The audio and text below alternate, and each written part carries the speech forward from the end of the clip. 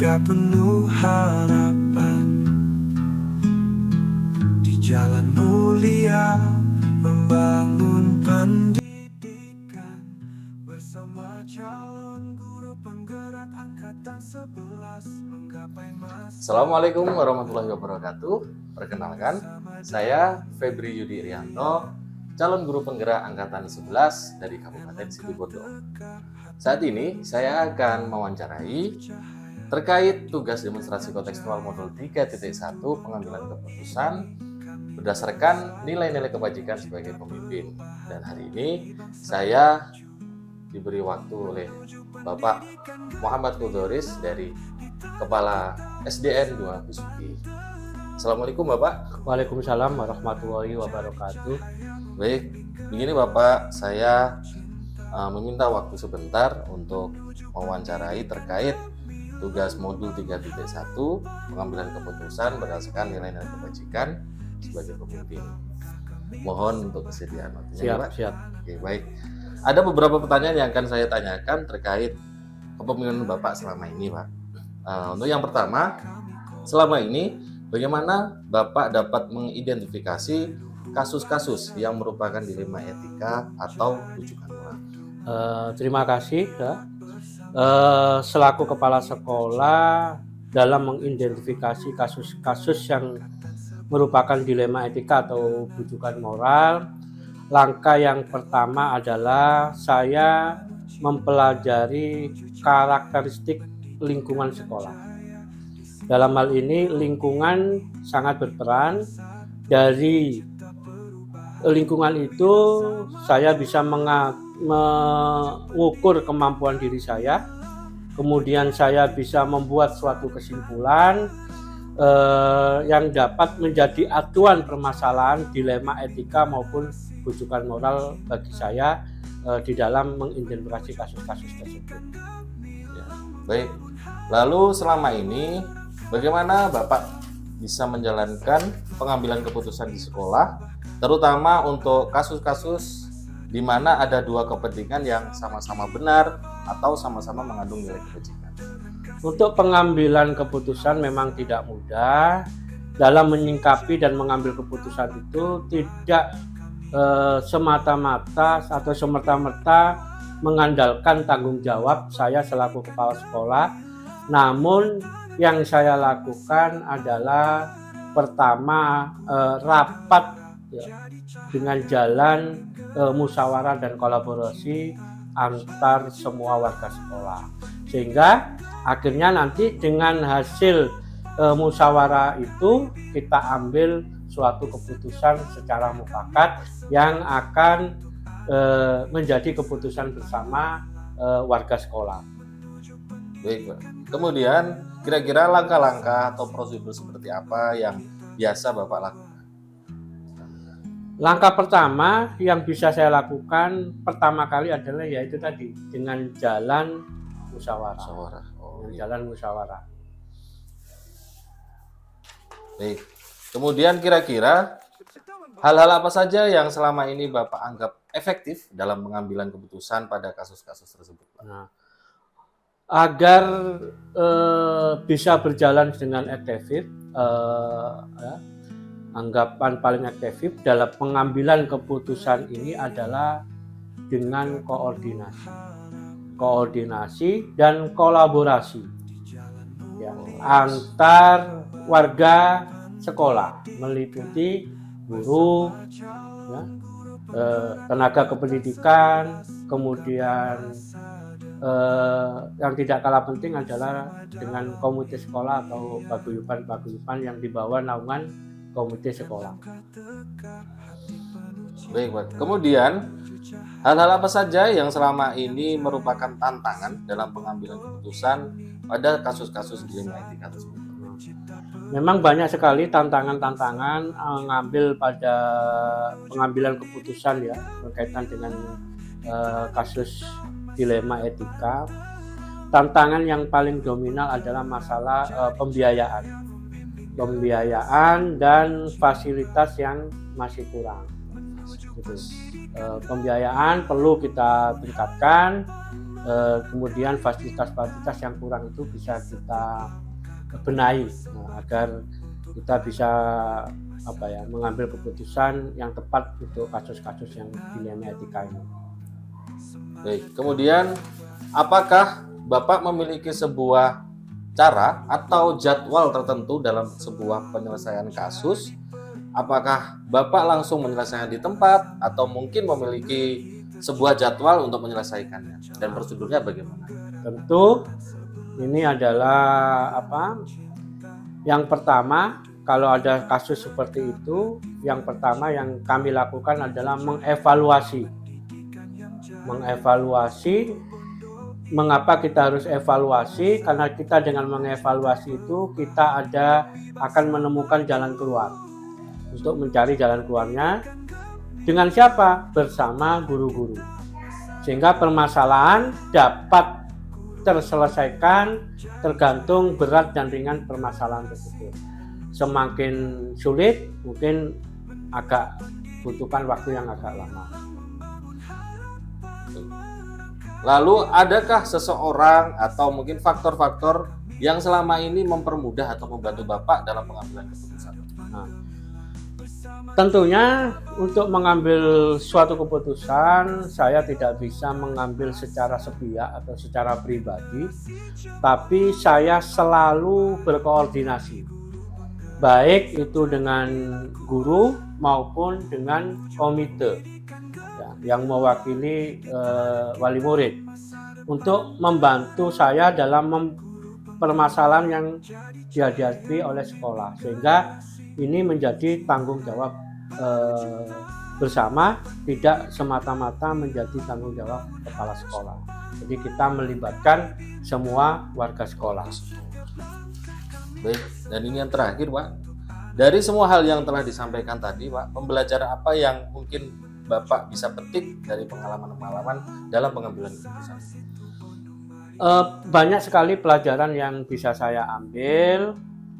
Terutama saya selalu berkoordinasi dengan masyarakat dan juga dengan komite, termasuk dengan warga sekolah juga, dengan tokoh-tokoh masyarakat juga untuk membantu kita, sehingga pembelajaran yang diambil adalah hasil koordinasi dan kolaborasi bersama untuk menyelesaikan permasalahan yang ada di sekitar kita, khususnya yang ada di sekolah kita ini.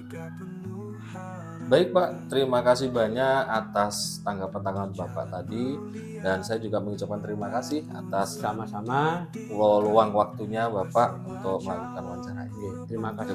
Saya juga mengucapkan terima kasih. Hal ini sangat bagus untuk kolaborasi kita bersama demi untuk kemajuan sekolah. Iya, terima kasih. Baik, itulah tadi percakapan saya dengan Bapak Kepala Sekolah saya, yaitu dari Kepala Sekolah SDN 2 Besuki. Semoga apa yang kita sampaikan tadi dapat bermanfaat. Wassalamualaikum warahmatullahi wabarakatuh. Perkenalkan, saya Febri Yudi Irianto, calon guru penggerak angkatan 11 dari Kabupaten Situbondo. Kali ini saya akan demonstrasi kontekstual untuk modul 3.1 pengambilan keputusan berdasarkan nilai-nilai kebajikan sebagai pemimpin. Dan saat ini saya akan mewawancarai Kepala Sekolah SDN 3 Blimbing, yaitu Ibu Taufiki Inayati. Selamat pagi, Ibu. Selamat pagi, Pak Febri. Bagaimana kabarnya Ibu hari ini? Alhamdulillah sehat, baik. Pak. Baik, begini Ibu Taufiki. Hari ini atau kali ini saya akan mewawancarai Ibu untuk pengambilan keputusan berdasarkan nilai-nilai kebajikan sebagai pemimpin. Apakah Ibu bersedia untuk saya wawancarai? Sangat bersedia, Pak Febri. Baik, terima kasih Ibu. Ya, sama-sama. Baik, untuk pertama Ibu, selama ini bagaimana Ibu dapat mengidentifikasi kasus-kasus yang merupakan dilema etika atau bujukan moral? Biasanya yang sering saya lakukan, gitu, Pak, itu yang pertama yaitu saya mengenali dulu, Pak. Mengidentifikasi itu kan awalnya mengenali dulu. Apakah itu termasuk dalam nilai-nilai yang ada itu apakah saling bertentangan ataukah tidak. Kemudian yang dalam artian gini, Pak, kita mengenali dulu kasusnya. kasusnya itu termasuk yang mana, itu yang pertama. Kemudian yang kedua biasanya saya mengenali dulu siapa para pelakunya. Kemudian yang terlibat dalam situasi itu siapa saja para pelakunya. Kemudian baru yang terakhir saya itu mengumpulkan fakta-fakta terhadap apa yang sesuai atau yang relevan dengan kasus-kasus yang ada. Baik Ibu, lalu selama ini bagaimana Ibu menjalankan pengambilan keputusan di sekolah Ibu, terutama untuk kasus-kasus yang mana ada dua kepentingan, yaitu sama-sama benar atau sama-sama memiliki nilai kebajikan? Untuk yang pertanyaan itu bagaimana saya menjalankan pengambilan keputusan itu, Ya, seperti betul. itu Pak ya. Biasanya saya mengambil keputusan itu demi kebaikan dan kepentingan orang banyak. Dalam artian saya tidak hanya mengambil kepentingan untuk satu atau beberapa golongan Pak, tapi mana sih yang paling banyak itu biasanya. Kemudian saya akan menjunjung tinggi nilai-nilai yang ada pada diri kita atau orang lain dan lingkungan sekitar. Seperti itu Pak. Jadi harapannya keputusan yang saya ambil itu nantinya adalah keputusan yang adil. Memang sih adil tidak harus sama ya Pak ya. Ya betul sekali. Baik Ibu, lalu kira-kira langkah-langkah atau prosedur seperti apa yang biasa Ibu lakukan dalam menghadapi kasus seperti ini? Yang pertama biasanya saya akan mengumpulkan fakta-fakta dulu Pak. Jadi kita tidak hanya mendengarkan dari satu pihak, tetapi dari beberapa pihak yang ada. Kemudian saya akan mempertimbangkan situasi-situasi dari sudut pandang semua yang berkepentingan seperti itu. Jadi tidak harus mendengarkan dari satu pihak saja Pak, tapi dari keduanya. Dari keduanya. Itu. Baik Bu, lalu kira-kira hal-hal apa saja yang selama ini Ibu anggap efektif dalam pengambilan keputusan? Yang efektif menurut saya yang pertama kita harus mengidentifikasi terlebih dahulu Pak. Jadi setelah kita mengidentifikasi keputusan yang saya ambil, baru saya akan mengumpulkan informasi yang sesuai. Nah, kemudian setelah itu baru kita mencari solusinya, dan selain solusi yang ada kadang kan tidak memenuhi Pak, baru kita cari solusi alternatif dari kasus seperti itu Pak. Jadi tapi yang jelas yang harus relevan Pak. Kalau tidak relevan dengan kasusnya ya tidak bisa seperti itu Pak. Baik. Kemudian hal-hal apa saja yang selama ini merupakan tantangan bagi Ibu dalam pengambilan keputusan? Kalau tantangan dalam mengambil keputusan itu pasti ada, apalagi memang gender tidak mempengaruhi ya Pak ya, tapi Betul. kebanyakan kalau seperti saya seorang perempuan itu biasanya rasa ragu itu ada Pak. Jadi saya khawatir keputusan saya ambil tidak sesuai seperti itu Pak. Kemudian kadang kita keliru dalam memahami informasi yang ada yang diberikan. Kemudian yang jelas kebanyakan itu kurangnya waktu Pak. Itu biasanya tantangan yang utama bagi saya. Baik. Apakah Ibu memiliki sebuah cara atau jadwal bahkan dalam sebuah penyelesaian kasus? Misalkan Ibu apa langsung menyelesaikan di tempat pada saat itu atau mungkin memiliki jadwal tertentu atau memberi waktu tertentu? Kalau saya biasanya tergantung apa permasalahan yang ada Pak. Kalau seandainya permasalahannya itu ringan dan kita tidak perlu melibatkan orang banyak, mungkin cukup intern saja dari pihak sekolah dan sebagainya. Tapi kalau seandainya permasalahannya itu besar, baru kita libatkan orang banyak dan kita menjadwalkan waktu untuk itu Pak. Jadi disesuaikan, kondisional lah istilahnya Pak. Seperti itu. Baik Bu. Kemudian apakah seseorang atau ada faktor-faktor yang selama ini mungkin mempermudah atau membantu Ibu untuk mengambil keputusan? Pastinya ada Pak. Paling nyata ya tingkat intern kita sendiri, yaitu warga sekolah, guru, kemudian ya semua warga sekolah. Kemudian ada juga kita yang tanpa kita sadari itu sangat membantu kita, yaitu dari pihak komite, kemudian paguyuban, dan contohnya lagi di sekolah kami saat ini yang sangat gencar itu adanya alumni Pak. Jadi alumni itu sangat mempengaruhi juga. Bagus sekali. Baik Ibu, dari semua hal yang sudah disampaikan Ibu tadi, kira-kira pembelajaran apa yang mungkin bisa Ibu petik dan mungkin bisa ditularkan ke saya dalam hal pengambilan keputusan? Kalau dari semua hal yang disampaikan dengan saya Pak, mungkin hal yang penting itu dalam mengambil keputusan kita tidak boleh tergesa-gesa, tetapi disesuaikan dengan kondisi pada saat keputusan itu diambil, seperti itu Pak. Dan kita juga jangan lupa kita harus mengikuti prosedur yang ada. Ya, baik Ibu Taufiki, mungkin itu saja yang ingin saya pertanyakan kepada Ibu. Terima kasih banyak atas pembelajaran Ibu barusan. Semoga apa yang Ibu sampaikan bisa tertularkan mungkin kepada saya atau kepada orang lain. Amin, amin. Dan saya juga mengucapkan terima kasih atas waktu luang Ibu untuk saya hari ini.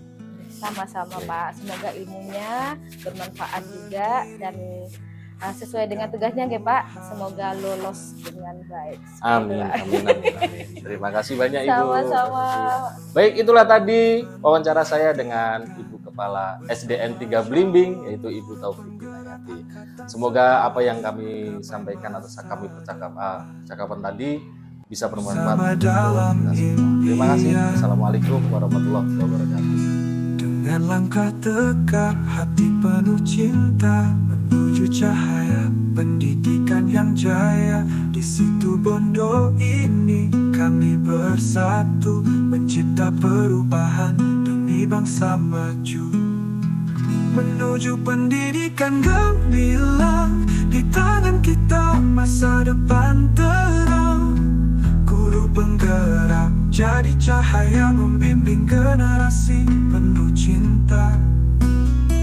Menuju pendidikan gemilang, membangun harapan, merangkai bintang.